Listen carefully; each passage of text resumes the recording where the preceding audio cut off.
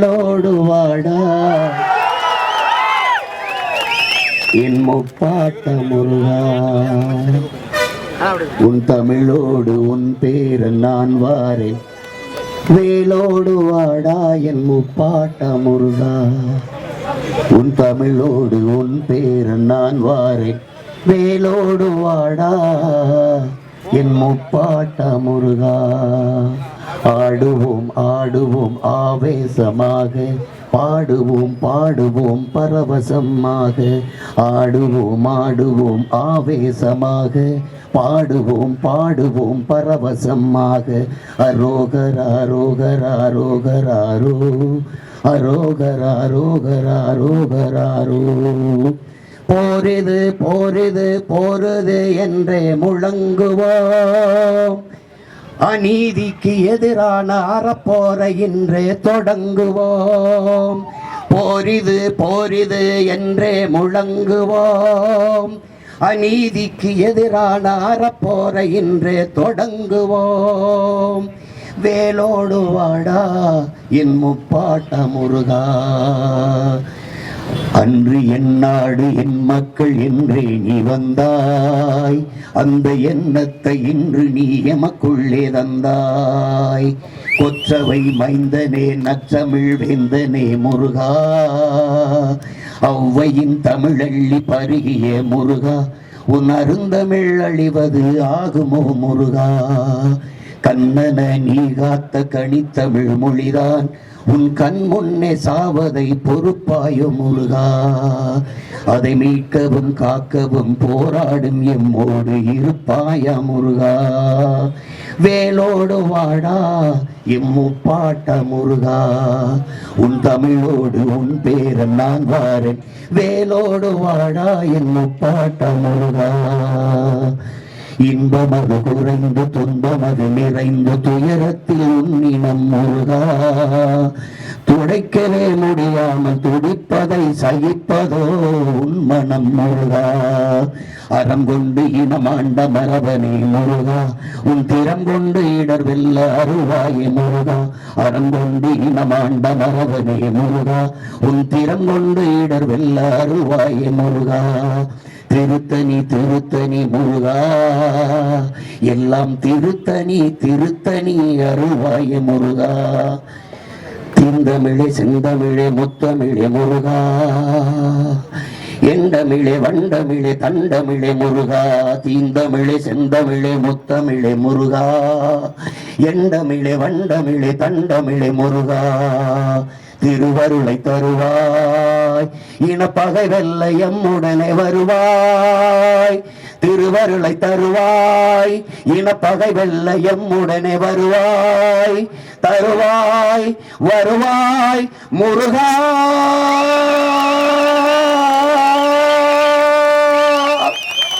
வேலோடு வாடா என் முப்பாட்ட முருகா, உன் தமிழோடு உன் பேர நான் வாரேன். வேலோடு வாடா.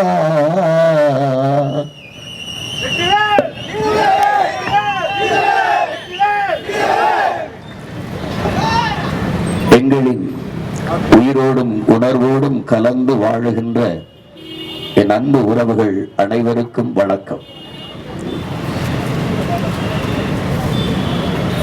இதுவரை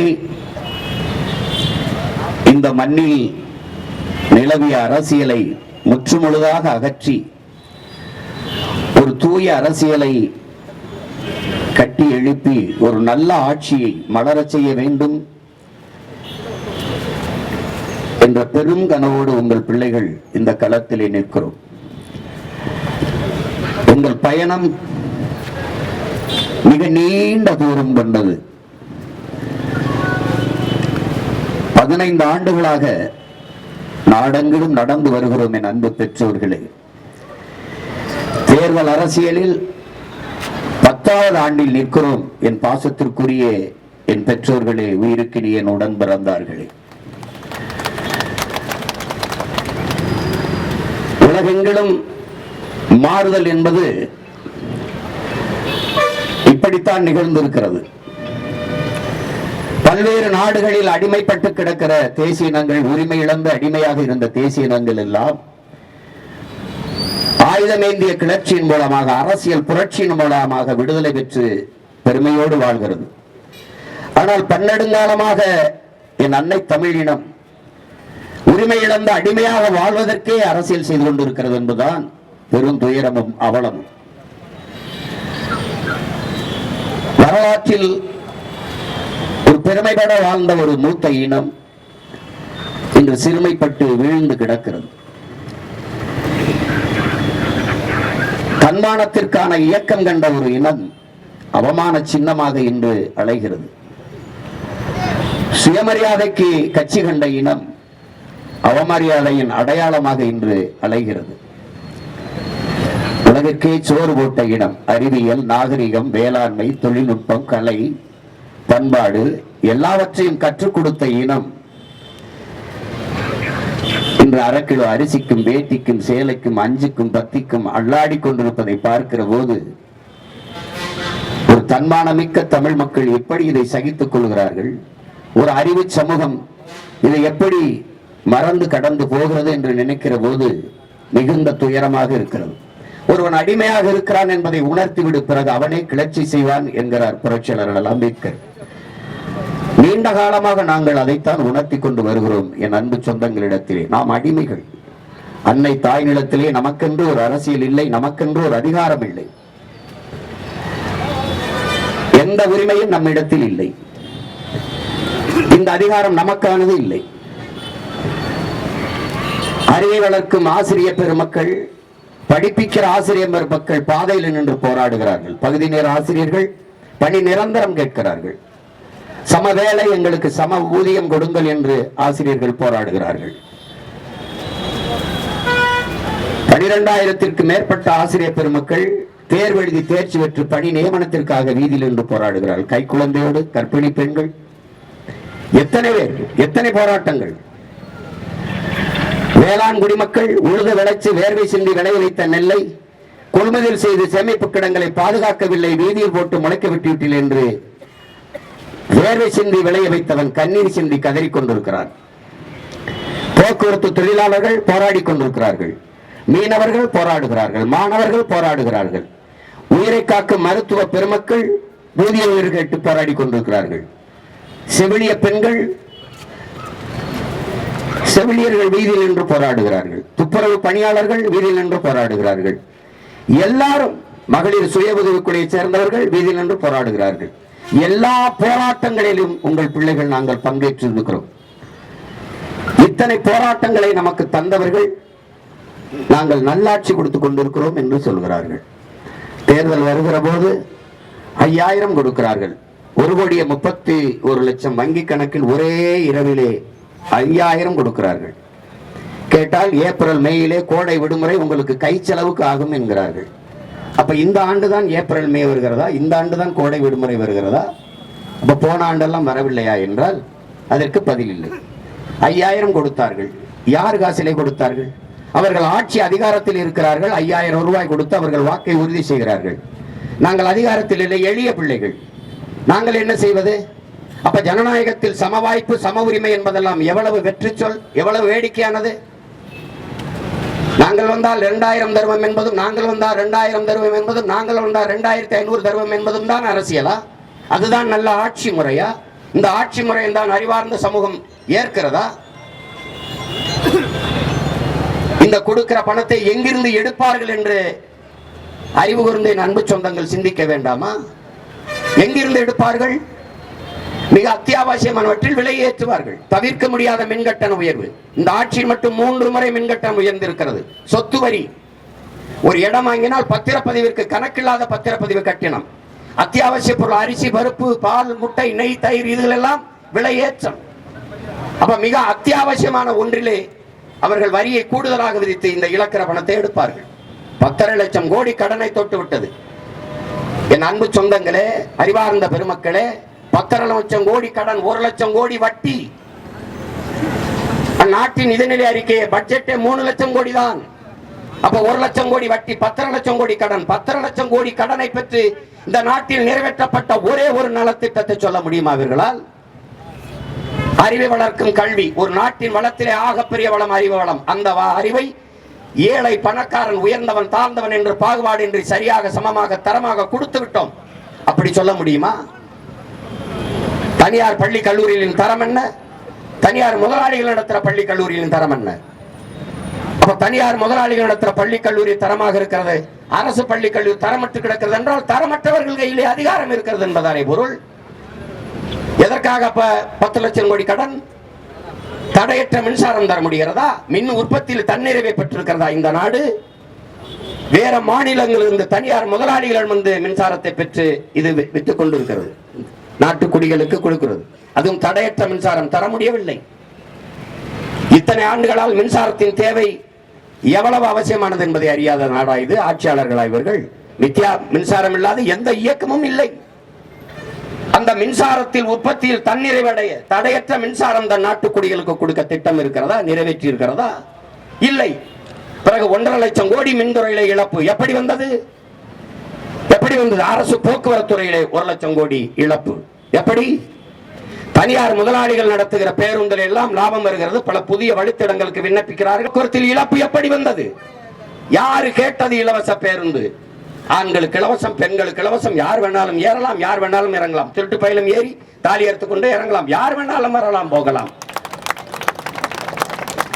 யாரு கேட்டது இலவச பேருந்து? தரமான பேருந்து, பயணிக்க சரியான பாதை, தரமான போக்குவரத்து கேட்டோம். எங்கே கொடுத்தார்கள்? எங்கே இருக்கிறது? உயிரை காக்கும் மருத்துவத்தில் தரம் உண்டா? முதலமைச்சருக்கு முடியவில்லை என்றால் அப்போலோ, அமைச்சருக்கு முடியவில்லை என்றால் காவேரி, மற்றொரு அமைச்சருக்கு முடியவில்லை என்றால் எம்ஜி ராமச்சந்திரா மருத்துவமனைக்கு போவார்கள். அப்ப அரசு மருத்துவமனை ஏன் தரமில்லை?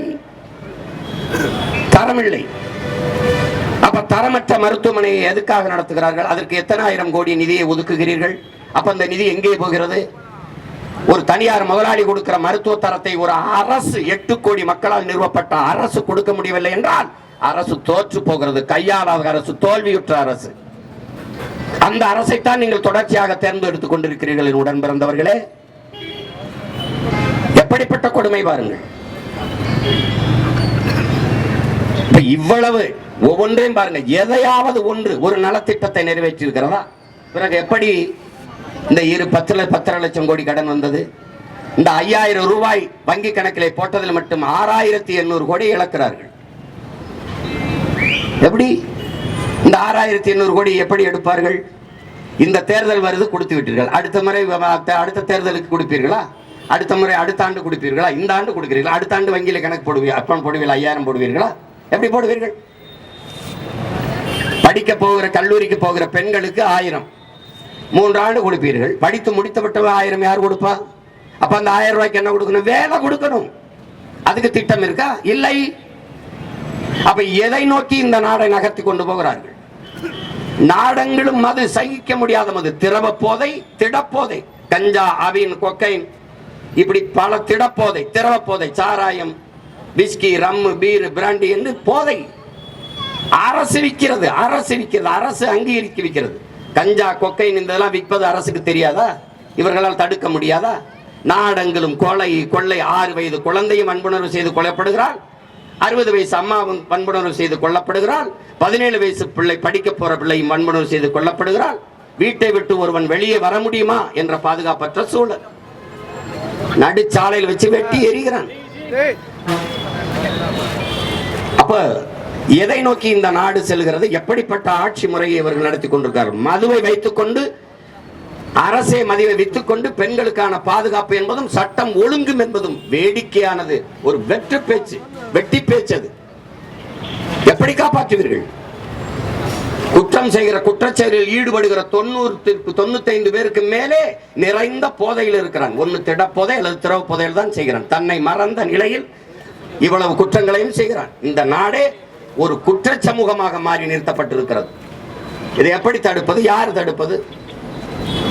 இதையெல்லாம் பார்த்து சகித்து பொறுக்க முடியாமல் தான் உங்களிடமிருந்தே உங்களுக்காக கிளர்ந்து எழுந்து வந்தோம் என் உடன் பிறந்தார்களே.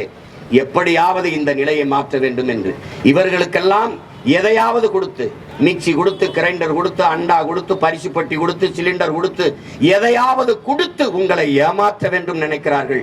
இந்த நிலையிலிருந்து எப்படியாவது என் மக்களை மாற்ற வேண்டும் என்று நினைக்கிறோம். இது ரெண்டுக்கும் தான் இந்த தேர்தலிலே போட்டி. இவ்வளவு பிரச்சனைகள் இந்த நாடு எதிர்கொள்கிற எல்லா பிரச்சனையும் தந்தது இவர்கள். இதை தீர்க்க வேண்டும் என்று வந்தவர்கள் நாங்கள். 2 பேருக்கும் தான் இந்த தேர்தலிலே போட்டி.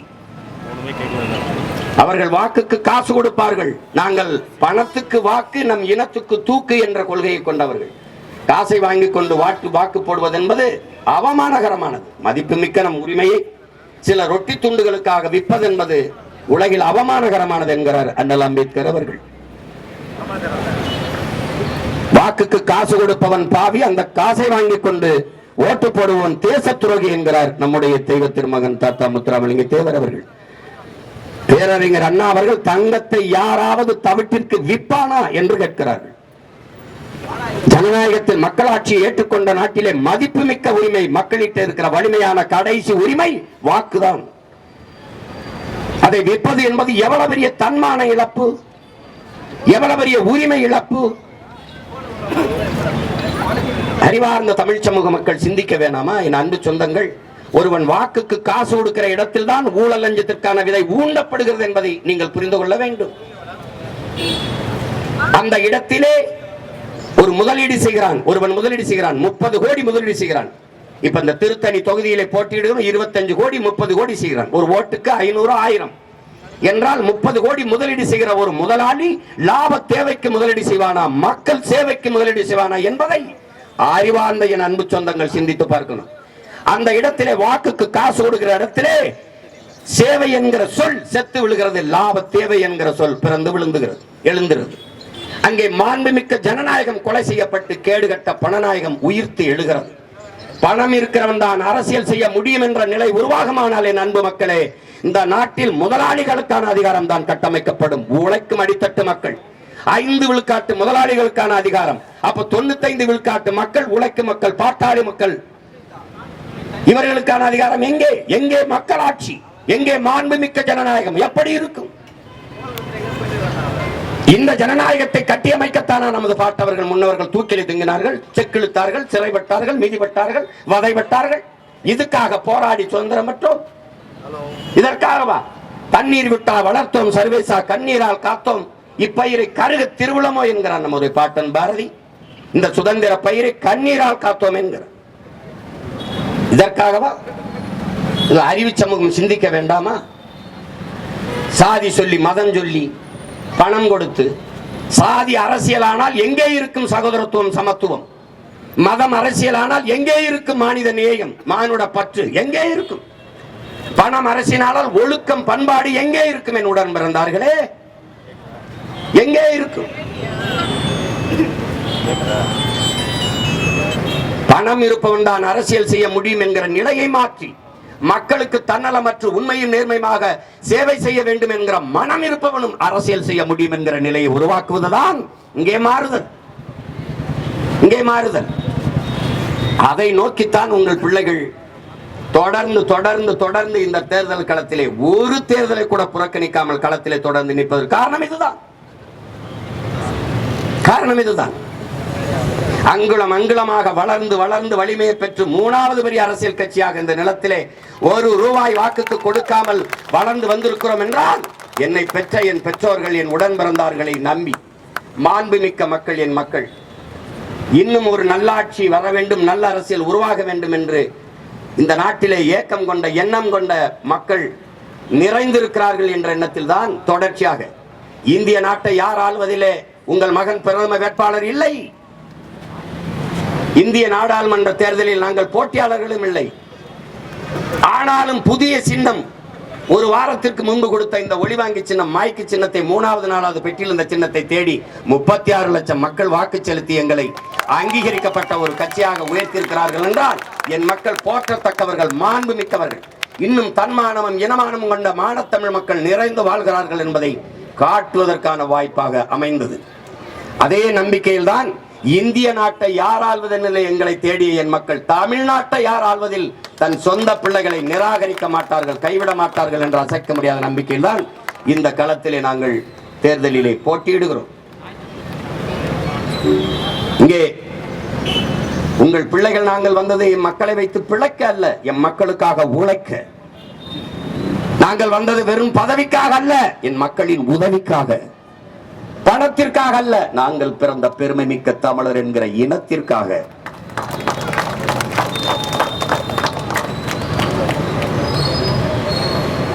பார்க்கிறீர்களே, சீட்டு பேரமும் நோட்டு பேரமும் எப்படி நடக்கிறது என்று. கால் விழுக்காடு, அரை விழுக்காடு, ஒரு விழுக்காடு இருக்கிற கட்சிகளுக்கெல்லாம் எவ்வளவு சீட்டும் நோட்டும் பேரம் பேசப்படுகிறது. அப்ப 8.5 விழுக்காடு 36 லட்சம் வாக்கு வைத்திருக்கிற எங்களுக்கு எவ்வளவு பேரம் பேசப்பட்டிருக்கும்? ஏன்?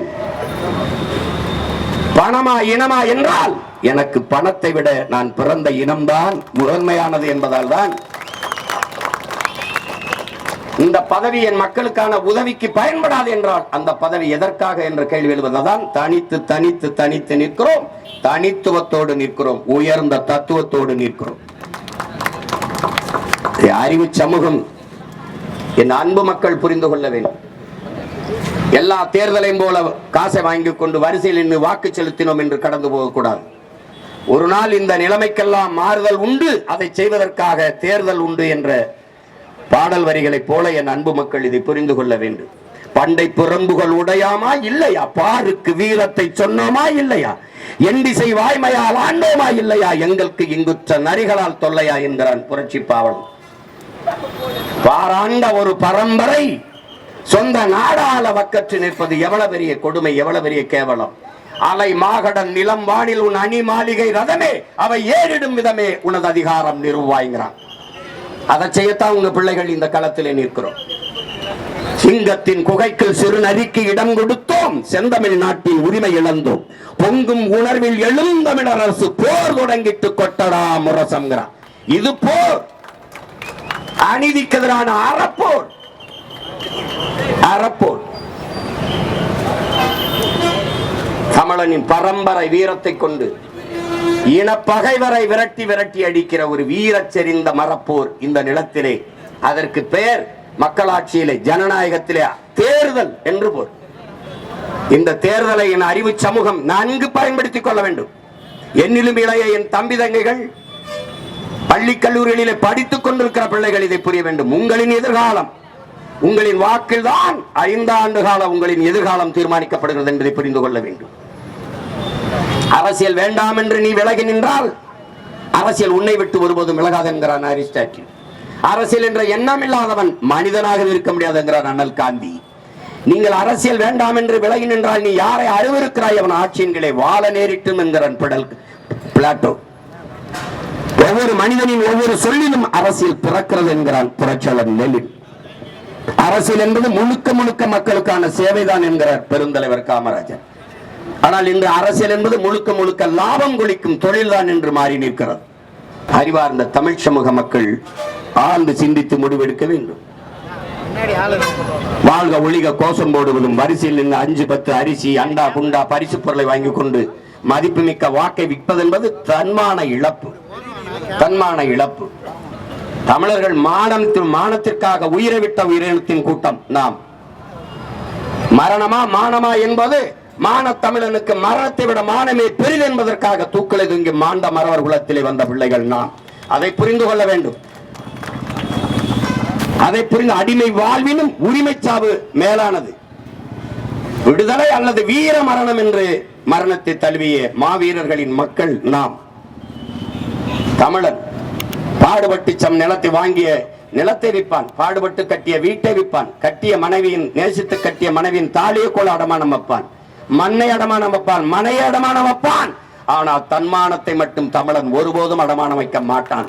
அந்த தன்மானமிக்க ஒரு உரிமைதான் உங்களுக்கு அந்த வாக்கு என்பதை மான தமிழ் மக்கள் மறக்காமல் இருக்க வேண்டும். என் பேரன்பு மிக்க பெற்றோர்கள், என் உயிருக்கு என் உடன் பிறந்தார்கள். இந்த தேர்தலை வரலாறு தந்திருக்கிற ஒரு வாய்ப்பாக பயன்படுத்துங்கள். இதுவரை இந்த நிலத்தில் நிலவுகிற ஊழல், லஞ்சம், இந்த கொலை கொள்ளை சாராயம், இந்த கேடுகட்ட நிர்வாக முறை, இதையெல்லாம் மாற்றுவதற்கு வரலாறு தந்திருக்கிற காலம் கையளித்திருக்கிற ஒரு அரிய வாய்ப்பாக இந்த தேர்தலை பயன்படுத்துங்கள். பயன்படுத்துங்கள்.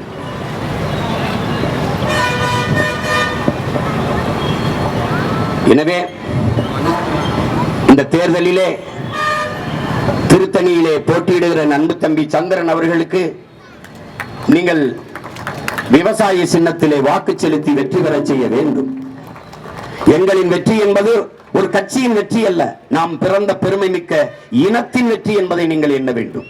எங்களின் வெற்றி உங்களின் வெற்றி, எங்களின் வெற்றி என்பது என் மக்களின் வெற்றி. எங்களின் அரசு என்பது அதிகாரம் என்பது நம் மக்களுக்கான அதிகாரம்.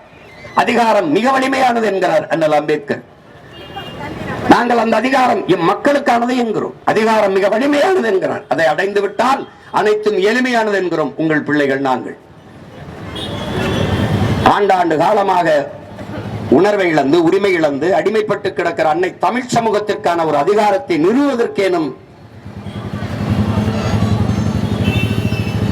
என் இன மக்கள் பாதுகாப்பாக வாழ்கிற எதிர்கால நல்வாழ்விற்கேனும் நீங்கள் வேளாண்குடி மகன் இந்த விவசாய சின்னத்திலே வாக்கு செலுத்த வேண்டும். அதனால்தான் விவசாய சின்னத்திற்கு வாக்களிப்போம், வருங்கால தலைமுறைக்கு வாழ்வளிப்போம் என்று நாங்கள் சொல்வதற்கு காரணம் அதுதான். நாங்கள் உங்களின் ஓட்டுக்கானவர்கள் அல்ல, இந்த நாட்டுக்கானவர்கள். நாங்கள் வந்திருப்பது கையேந்தி கேட்க வந்திருப்பது வாக்கை அல்ல, வருங்கால உங்கள் பிள்ளைகள் நம் தலைமுறையின் வாழ்க்கையை என்பதை அறிவார்ந்த என்று தாய் தந்தையர் என்னுடைய அன்பு தம்பி தங்கைகள் புரிந்து கொண்டு வேளாண் விவசாய சின்னத்திலே என் தம்பி சந்திரனுக்கு திருத்தணி தொகுதியிலே வாக்கு செலுத்தி நீங்கள் வெற்றி பெற செய்ய வேண்டும். விவசாயி ஒரு நாட்டில் வாழ்கிறான், வளர்கிறான் என்றால் அந்த நாடு வாழ்கிறது, வளர்கிறது என்று பொருள்.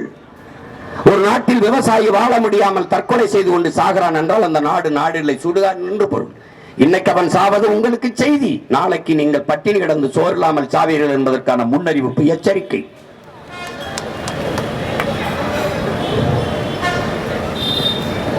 உணவு இல்லை என்றால் என்ன இருக்கிறது? வேளாண் கடனை தள்ளுபடி செய்கிறோம் மாதிரி ஒரு கேவலம் உலகத்தில் உண்டா? சாராய வியாபாரி ஏழையா இருந்திருக்கிறானா? சிகரெட் தயாரிக்கிறவன், பீடி தயாரிக்கிறவன், பான்பராக்கு தயாரிக்கிறவன், செல்போன் தயாரிக்கிறவன், கார் தயாரிக்கிறவன், குண்டூசி தயாரிக்கிறவன், செருப்பு தயாரிப்பவன் எவனாவது ஏழையா? எவனாவது கடன்காரனா? இல்லை. உலகத்திற்கு உணவளிக்கிற உழவர் குடியோன் விவசாயி மட்டும் எப்படி கடன்காரனானான்? எப்படி ஆனான்? ஒரு கால் செருப்பு தைப்பம் கூட இந்த செருப்பு 500 ரூபாய் என்றால் 500 ரூபாய். ஒரு குண்டூசி தயாரிப்பும் கூட இந்த குண்டூசி 5 ரூபாய் என்றால் 5 ரூபாய். ஒரு விளக்க மாத்துக்கட்டை செய்கிறவனோட 5 ரூபாய் என்றால் 5 ரூபாய். ஆனால் அவன் விளை வைக்கிற அரிசி, பருப்பு, கரும்பு, தக்காளி, இந்த வெண்டைக்காய், சொரக்காய்க்கு விளைய வைக்கிற விவசாயி விலையை தீர்மானிப்பதில் அன்புடன் பிறந்தவனை வாங்குபவன் தான் தீர்மானிக்கிறான். அந்த இடத்தில் தான் விவசாயி தோற்கிறான். விவசாயியே கடன் காணலானான். ஒரு நாட்டில் ஒரே ஒரு வேளாண் குடிமகன் விவசாயி ஏழையாக இருந்தால் அந்த நாடே ஏழை நாடாகத்தான் கணக்கிடப்படும் என்கிறார். அப்படி என்றால் உன் நாடு எவ்வளவு பெரிய ஏழை நாடு என்பதை நீ அறிந்து கொள். டாஸ்மார்க் சரக்கை எப்படி வைத்து குளிரூட்டப்பட்ட அறையிலே பாதுகாக்கிறார்கள், ஆனால் உயிருக்குயிர் உணவாக இருக்கிற சாப்பாடை தருகிற அரிசி பருப்பை, அந்த குதிராவளி கம்பு வரகு சாமையை எப்படி தெருவில் போட்டு முளைக்க வைக்கிறார்கள் பார். இந்த ஆட்சி அதிகாரத்தை தொடர வைக்க போகிறியா? இதற்காகத்தான் வாக்கு செலுத்த போகிறீர்களா? இதை சகித்து சகித்து சகித்து நீங்கள் அநீதி எதிர்க்க துணிவில்லாமல் அடிமையாகி போனீர்கள். அதைத்தான் நபி பெருமானார் சொல்லுகிறார். அநீதியை கண்டு அச்சம் கொள்ளாமல் துணிந்து எதிர்த்து நின்று போராடுகிறவன் எவனோ அவனே உண்மையான ஜிஹாத், புனிதமான போராளி என்கிறார். அப்படி அநீதி எதிர்த்து துணிந்து போராடுகிற ஒரு புரட்சியாளனாக என்னுயிர் அண்ணன் பழனி பாபா இந்த நிலத்திலே கிளர்ந்து எழுந்தார். அவன் ரத்த துளிகளில் வந்த பிள்ளைகள் நாம் அநீதியை அச்சமில்லாமல் எதிர்த்து துணிந்து போராட தயாராக வேண்டும். நாலு வீட்டுல நாயா நின்று கத்தி நக்கி சாப்பிடுறதுக்கு பதிலா ஒரு நொடியேனும் சிங்கமாக கச்சித்து விட்டு செத்து போடா என்கிறார் பழனி பாபா. அதுதான் முக்கியம்.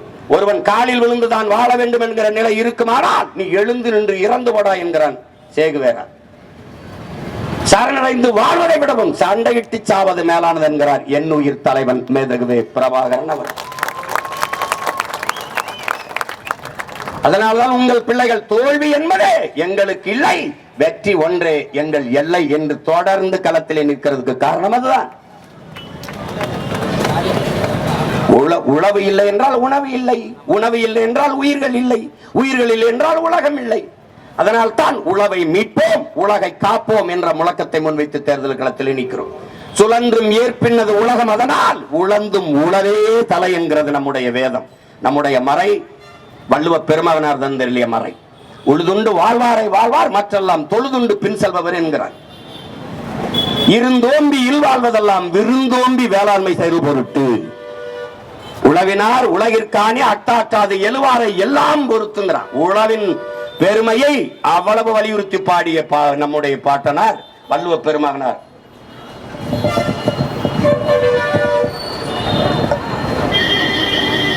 அறிவு சமூகம் இதை புரிந்து கொள்ள வேண்டும். உழவினார் கைமடங்கின் இல்லை விளைவதும் விட்டேம் என்பார்க்கும் நிலை என்கிறார். பற்றற்று போன ஞானி கூட துறவி கூட வாழ முடியாதரா உழவன் கைமடங்கி படுத்து விட்டால் என்கிறார். அந்த பரம்பரையில் அவன் பாடியது நமக்குத்தானே, நம்ம தானே உலகத்துக்கு அந்த வேதத்தை கற்பித்தோம். நீங்கள் உழவை போற்றவில்லை என்றால் எவன் வேணாலும் தோற்கலாம் இந்த நாட்டிலே. ஒரு வேளாண் குடிமகன் விவசாயி தோற்றான் என்று வரக்கூடாது. ஒப்பிட்டாரை உயிர் உள்ளவரை நினை என்கிறான். அப்ப உணவிட்டவனை உயிராக நினைக்க வேண்டும் இல்லையா? சோத்துல தானே உப்பு போடுற, உணவுல தானே உப்பு போடுற. அப்ப உணவுப் பொருளை விளை வச்சு தந்த விவசாயி எப்படி நினைப்பாய்? உயிராக நினை. ஒரு தடவை நினை. வாக்கு பெட்டியில் போ, முதல் பெட்டியிலே இருப்பான். ஏன்?